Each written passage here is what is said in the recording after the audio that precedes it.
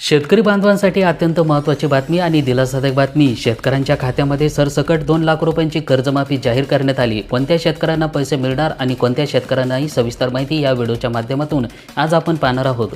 चॅनलवर नवीन आला असाल तर नक्की चॅनलला सबस्क्राइब करून ठेवा। या व्हिडिओला जास्तीत जास्त आपल्या शेतकरी बांधवांपर्यंत शेअर करा। कर्ज वीज बिल माफीमुळे शेतकऱ्यांना बळ मिळणार, पालकमंत्री मेघना बोर्डीकर यांचं पत्रकार परिषदेमध्ये माहिती।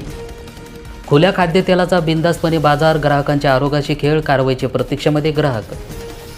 तांत्रिक निकष रद्द करून पीक विमा प्रयोगाच्या आधारे जिल्हाभरातील शेतकऱ्यांना 1068 कोटी रुपयांचा विमा द्या, आमदार कैलास पाटील यांच्या मुख्यमंत्र्यांकडे पत्राद्वारे सरसकट मागणी करण्यात आली।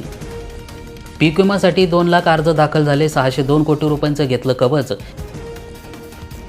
आता बायोमेट्रिक केवायसी अनिवार्य करण्यात आली, कर्जमाफी प्रक्रियेमध्ये मोठा बदल। OTPद्वारे आधार पाठवणी आता कायमची बंद।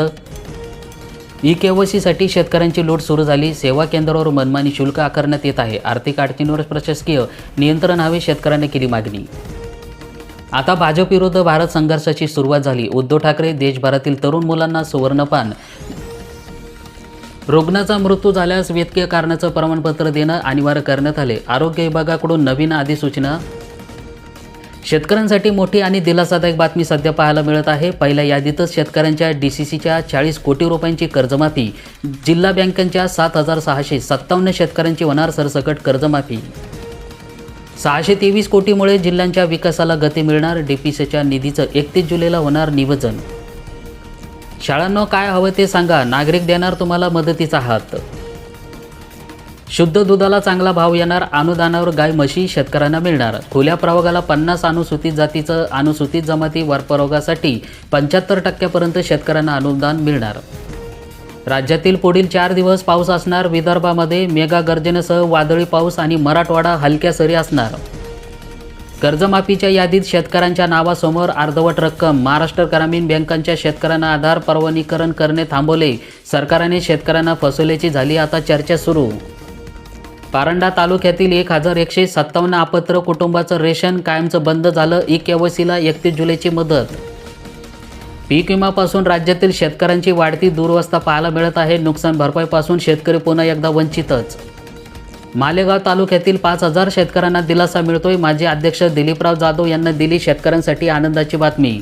राज्य शासनाने दिलेल्या आश्वासनानुसार महाराष्ट्रात पुण्यश्लोक अहिल्यादेवी होळकर कर्जमाफी योजनेअंतर्गत कर्जमाफीची अंमलबजावणी वेगाने सुरू करण्यात आलेली आहे। पहिल्या टप्प्यातील यशानंतर आता दुसऱ्या टप्प्यातील पात्र लाभार्थ्यांची संख्या शेतकऱ्यांची यादी आता प्रसिद्ध करण्यात आली। अनेक शेतकऱ्यांकडे फार्मर ID नसल्यामुळे प्रक्रिया रखडली, कर्जमाफीची केवायसीला सर्व्हरचा ब्रेक। 31 जुलैपर्यंत पीक विमा भरण्याचं शेतकऱ्यांना आव्हान, नैसर्गिक आपत्तीपासून पिकांना मिळणार शेतकऱ्यांना आर्थिक संरक्षण।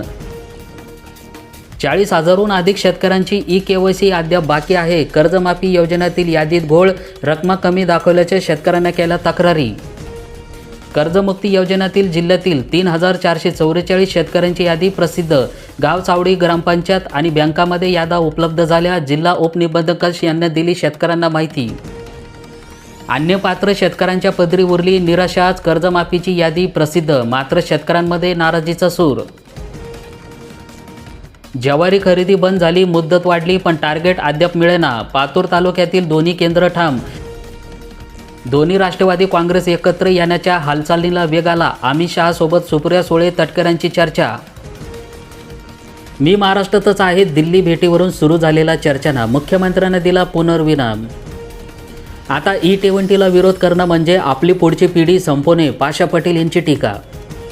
भाजीपालाची आवक वाढली पण मालाला उठाव नाही, फ्लॉवर 5 ते 6 रुपये किलो, वांगी भेंडीचे दर सुद्धा घसरले।